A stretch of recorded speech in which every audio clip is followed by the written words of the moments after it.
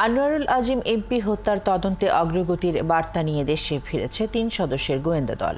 কলকাতায় উদ্ধার হওয়া দেহাংশ আনারের বলেই ধারণা তাদের। তবে নিশ্চিত হতে ফরেনসিক ও ডিএনএ রিপোর্টের জন্য অপেক্ষায় থাকার কথা জানালেন ডিবি প্রধান। এদিকে হত্যাকাণ্ডের আরেক সহযোগী নেপালে পালিয়ে থাকা সিয়ামকে আটকে দেশটির সরকারের সাথে আলোচনা চলছে। মহিম মিজানের রিপোর্ট। সংসদ সদস্য আনোয়ারুল আজিম আনার হত্যার তদন্তে কলকাতায় 4 দিনের সফর শেষে দেশে ফিরলেন ডিবি প্রধান হারুনুর রশিদ সহ 3 সদস্যের গোয়েন্দা দল। বিমানবন্দরে নেমে ডিবি প্রধান গণমাধ্যমকে জানান, তদন্তে উল্লেখযোগ্য অগ্রগতি হয়েছে। কলকাতা নিউ টাউনের সঞ্জীবা গার্ডেনের সোয়ারেজ ট্যাঙ্কে পাওয়া দেহাংশ আনারের বলে মনে করছেন তিনি। এটা আমরা ওই পুলিশের সাথে কথা বলছি, ওনারা এটা মানে দ্রুতই করার আমাদের বলে দ্রুতই তারা করবেন। আমাদের যে 3 জন আসামি তার মধ্যে একজন আমাকে বলেছিল আমাদের তদন্ত টিমকে যে রাতের বেলা পানির শব্দ শুনতে পেয়েছিল। আমরা ওই ওয়াটার থিওরি পানির শব্দ শুনতে পেয়েছিল, তাহলে তারা ঘন ঘন ফ্লাশ করেছে।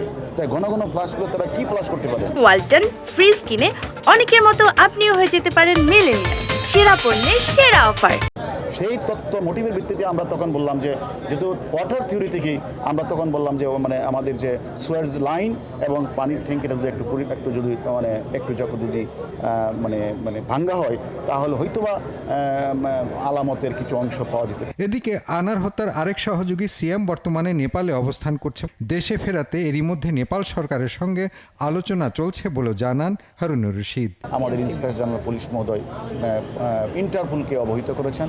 ইন্টারপোলের মাধ্যমে মানে কাঠমান্ডু যে এম্বাসি, যেটা মানে যে নেপালের এম্বাসি বা নেপাল কর্তৃপক্ষকে অবহিত করেছে। আমরাও আনঅফিশিয়ালি কাঠমান্ডু যে বাংলাদেশের যে এম্বাসি রয়েছে সেই এম্বাসির সাথে আমরাও প্রতিনিয়ত যোগাযোগ রাখছি।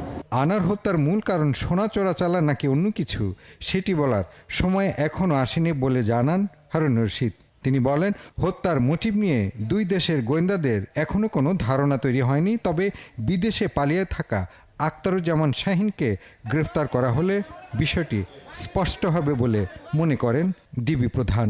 হত্যাকাণ্ড যখন সংঘটিত হয় তার পিছনে তো অবশ্যই একটা মোটিভ রয়েছে। মহিম মিজান, 71, ঢাকা।